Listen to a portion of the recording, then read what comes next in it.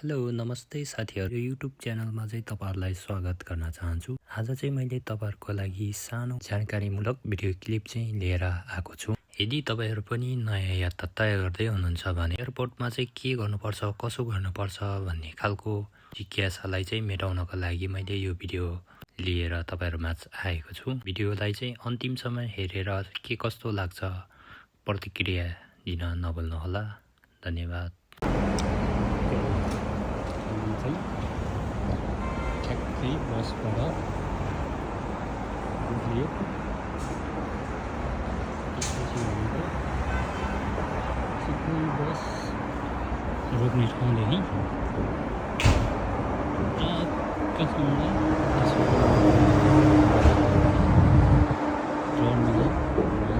1मा झऱ्यो। त्यसपछि भित्र जाने भित्र गएपछि यहाँनिर एदेखि ABCDEFGH भनेर चाहिँ बिस्तारै यमसम्म छ। यमसम्म भएपछि चाहिँ हामीले फ्लाइट कहाँनिर छ भनेर आफूले चेक गर्ने सोध्ने। त्यसपछि मेरो चाहिँ यहाँ यममा परेको छ।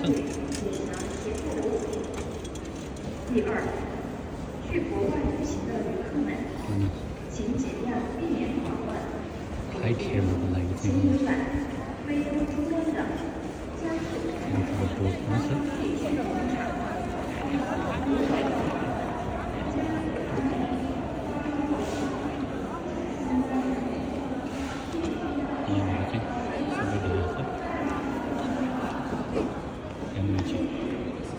अहिलेको लोकेसन यममा छ।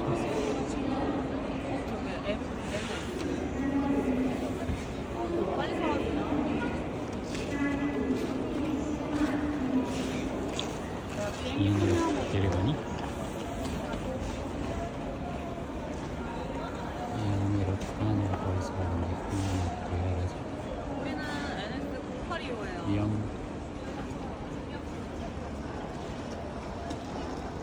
TG659 ब्याङ्कक भनेर लेखेको छ।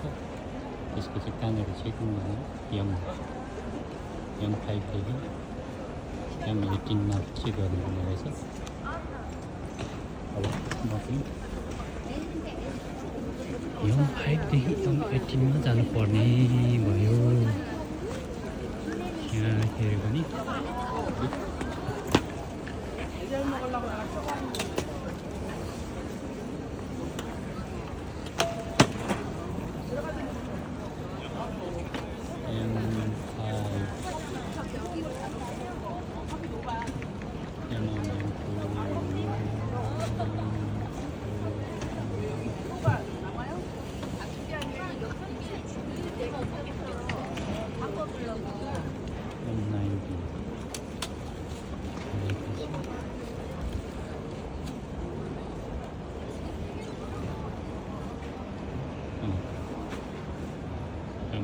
भएपछि मेरो यहीँबाट रहेछ।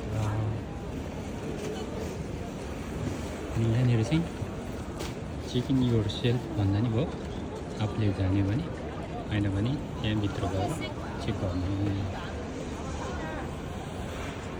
चेक नगर्ने भनेर चाहिँ अब यम 5देखि यम 19सम्म गर्नुभयो हुनुभएकोबाट मेरो चाहिँ अब यम 5देखि यम 19सम्मको लाइनमा हिँड्दैछु।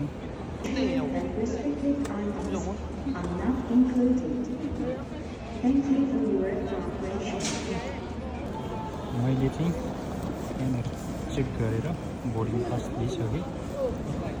बोर्डिङ पास लिएर चाहिँ अनि अब 31 नम्बर जानुपर्छ।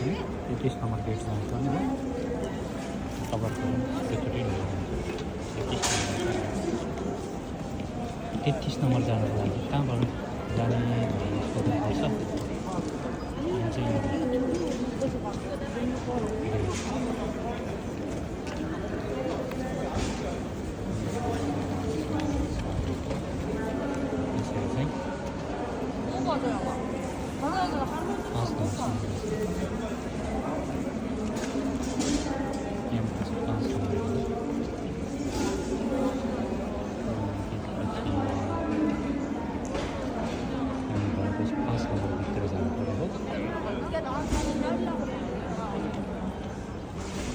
5 नम्बरभित्र गएर मतलब 5 नम्बर लाइन जानु पऱ्यो।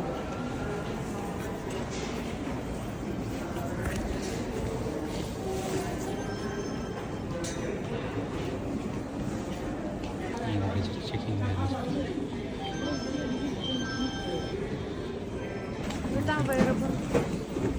चेक गरेर चाहिँ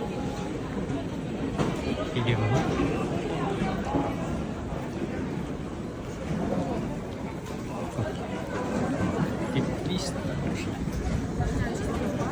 33 नम्बर खोज्नु पऱ्यो। यहाँ चाहिँ जाने भने त्यहाँ इन्फर्मेसन गर्दा हुन्छ सोद्धा नि पाइन्छ। अब म चाहिँ यहाँनिर जानकारी चेक गर्ने ठाउँमा थाल्यो कि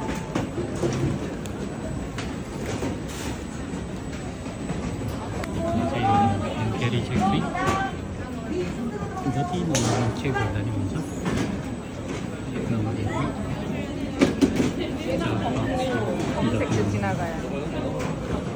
हुन्छ। चेक गरेर नि फेरि अब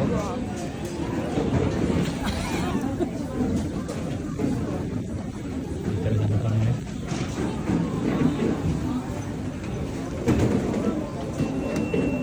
यहाँ चाहिँ हत्या कमान विभागको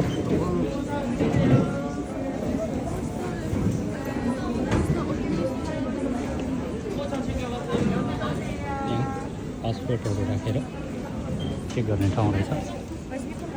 यहाँ चेक गरेपछि चाहिँ सक्यो। अब यहाँ चाहिँ हात अनि त्यसपछि अनुहार सबै हत्या कमानले चेक गर्छ। त्यसपछि चाहिँ हामी अघिको नम्बर गेट नम्बर 33 खोज्नु पऱ्यो। भनेपछि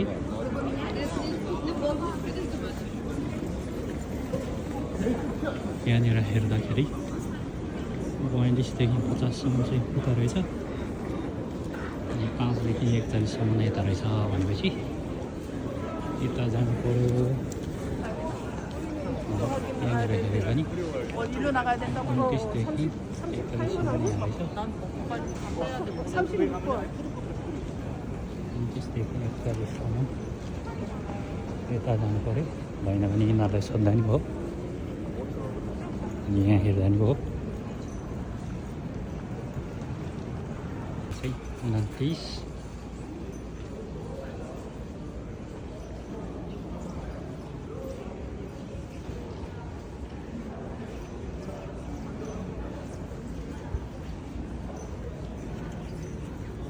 30 यहाँ रहेछ। 31 यतापट्टि रहेछ।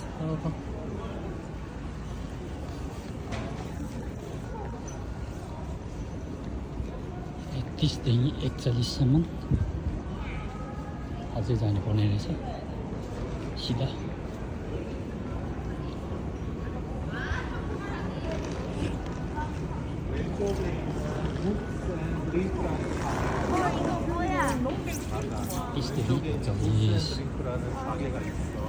त्यसको चाहिँ यता 31 41 भनेपछि यो लाइनमा पर्ने रहेछ।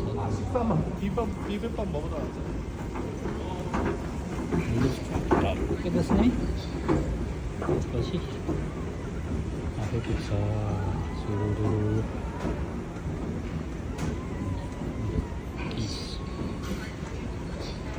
32 चाहिँ पर रहेछ।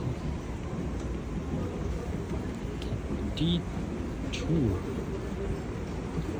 लाइन 33 हो। 33 चाहिँ त्यहाँनिर रहेछ। त्यहाँनिर गएर चाहिँ आराम गरेर बस्ने। म चाहिँ यहाँ एक्लै भएकोले भिडियो बनाउने नै अलि गाह्रो भइरहेछ। अनि त्यसपछि 36 देखि 35 सम्म चाहिँ अन्डरग्राउन्डमा रहेछ।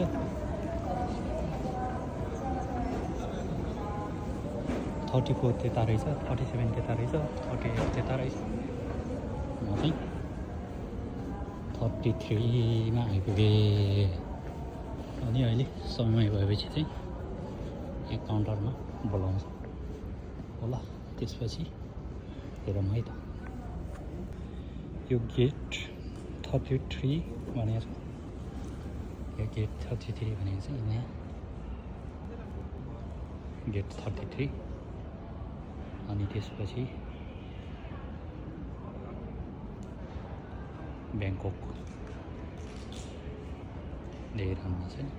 यो चाहिँ हाम्रो वेटिङ रुमबाट चाहिँ देखिने दृश्य एकदम क्लिन छ है गाइज। कति सफा हो क्या, कति सफा हो। मलाई अचम्म लागिरहेछ भने हाम्रो नेपालमा कहिले चाहिँ होला यति राम्रो सुधार, कति राम्रो सफा, कति मानिसहरू कति व्यवहारिक छन् होइन। बस्ने ठाउँहरू कति सफा छ। नेपालमा हो भने यता पनि फोहोर उता पनि फोहोर, ठाउँमा चाहिँ यसरी फेरि चार्जिङ स्टेसनहरू राखेर होइन कति राम्रो बनाएको छ। हाम्रो नेपालमा पनि कहिले होला यस्तो राम्रो विकास चाहिँ। एयरपोर्टभित्र यति राम्रो सजावट होइन, जताततै फुलको बगैँचादेखि लिएर यतातिरको लाइन सबै राम्रो छ है।